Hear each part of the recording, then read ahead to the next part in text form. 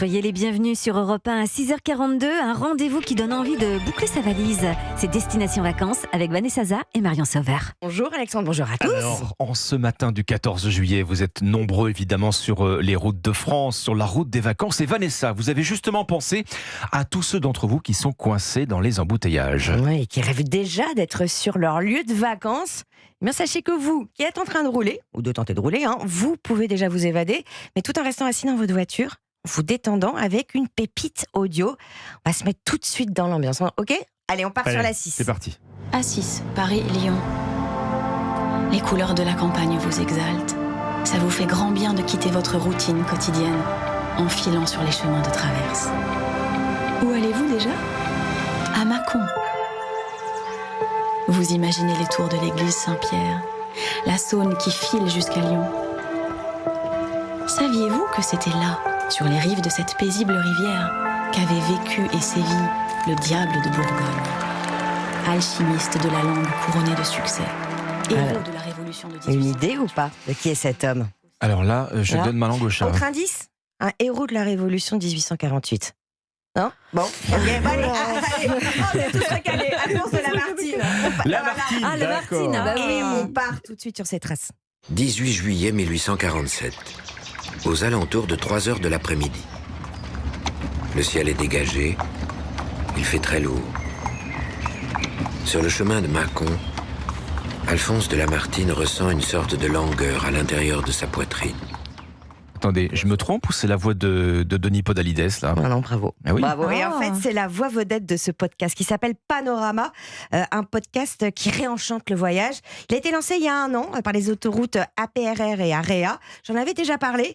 Moi, j'adore le Quelle concept. bonne C'est idée. pour ça que je vous Ah en oui. reparle. C'est une jolie manière de mettre en avant toutes les richesses des régions qu'on traverse en voiture, des pépites touristiques, patrimoniales, sur des destins. Alors maudits, des légendes, des histoires complètement méconnues, de grands personnages, Coco Chanel, Berlioz, le Chevalier d'Éon, enfin voilà. Un voyage dans le voyage, sur l'autoroute et autour de l'autoroute.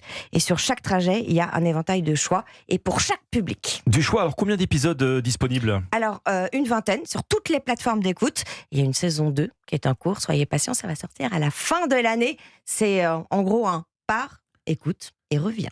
Adopté, quelle Le bonne idée. voyage, c'est Ah oui. déjà le voyage. Enfin, le voyage, c'est déjà les vacances. Ah, on est en fait. d'accord. Bah oui, Quand oui, on ça est fait dedans, dans la partie. voiture, Ouais, dans le ouais. train, c'est parti. Dans l'avion aussi. Exactement. Voilà. Merci Vanessa. Ah oui. Bonjour Marion. Bonjour. Toute la semaine, on le rappelle, vous cuisinez le concombre. Aujourd'hui, dernière étape et pas des moindres, vous nous faites carrément voyager. Mais oui, parce que le concombre n'est pas populaire qu'en France. Et d'ailleurs, est-ce que vous savez quel est le plus grand producteur de concombre dans le monde ? Oula. Le Pérou ?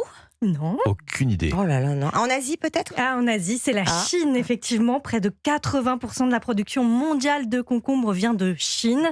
Ensuite, c'est la Turquie et la Russie. Et le pays avec le meilleur rendement de concombre au monde, ce sont les Pays-Bas, d'où est originaire le concombre le plus commun en France, puisque c'est le concombre hollandais, si Forcément. vous avez D'accord, suivi hein. cette Ah oui, semaine. Qu'on trouve Et- à 80% sur les étals. Exactement, en France, voilà. Ils arrivent à produire en Hollande donc 70 kilos de concombre par mètre carré quand même. 70 kilos par mètre carré, ça fait beaucoup d'arrosoirs ça. Ah, c'est énorme. Vous nous emmenez où alors Marion pour cuisiner le concombre ce vendredi ? Eh bien, on part au Japon. Oh, génial. Le concombre le plus commun au Japon est plus petit que celui qu'on a l'habitude de manger en France. Il est plus ferme avec un goût beaucoup plus concentré. Et l'une des recettes que l'on trouve souvent à base de concombre, c'est une salade. Alors, un petit peu comme en France, mais cette salade sert d'accompagnement. Tout est dans l'assaisonnement. On oublie la crème et la bière Ah. aussi. Plus léger. Ah mais c'est plus pour Alexandre Exactement. alors. On mélange du sucre, de la sauce soja et du vinaigre de riz. On arrose le concombre découpé en tranches fines de cette sauce et on ajoute quelques algues wakame et du sésame torréfié. Toujours la même question Marion, hein. Si on n'a pas envie de cuisiner, est-ce que vous avez une adresse quand même à nous conseiller pour manger un plat japonais avec du concombre ? Bien sûr, je vous emmène chez Yabai Sando, c'est à Paris. C'est le chef Walter Ishizuka qui est franco-japonais qui a ouvert cette adresse. Il élabore des sando. Les sando sont les sandwichs japonais, un petit peu comme un club sandwich en France, mais avec un pain de mie spécifique qui s'appelle le shokupan. Chocopan. Voilà, c'est un pain très aéré, très moelleux, très gourmand. Et chez Yaban Sando, il est un petit peu brioché et toasté. Il peut être blanc ou noir. Noir, c'est quand il est au charbon végétal. Alors, Walter Ishizuka en a créé un à base de concombre, forcément. Et il accompagne un thon tataki. Il nous explique les détails. Un filet de thon mariné dans une marinade à base de soja, de myrrhine, de miel et d'huile de sésame. Et puis après, à la minute, on va le poêler des deux côtés et on va le servir justement mi-cuit. Et on a bien sûr le concombre tonique qui rappelle l'esprit un peu pickles qu'on a dans la cuisine japonaise, qui apporte ce côté très frais, très crunchy. Et on l'accompagne avec une sauce aioli au gingembre. Et on peut le manger sur place ou à emporter. C'est quoi la mérine? Le mirin, c'est un petit alcool japonais. D'accord, ok, très bien, je note. Alors pour ceux qui ont envie de changer du concombre, Walter Ishizuka propose le classique Tamago Sando, c'est avec un œuf. Il est agrémenté d'une mayonnaise au yuzu et aussi l'incontournable tonkatsu, c'est l'équivalent de notre jambon beurre mais avec un porc pané, ou encore des sandos sucrés, choco-noisette, ça c'est pour le plus classique, ou une glace au sésame noir. Alors par contre, elle se mange que sur place. On voyage vraiment là-bas jusqu'au pays du soleil levant. Allez, un tonkatsu pour la 12. Et merci Marion. Arigato gozaimasu. Merci Marion, et à lundi pour une nouvelle semaine consacrée à un autre produit de saison. La semaine prochaine, variation autour du melon. Melon, exactement.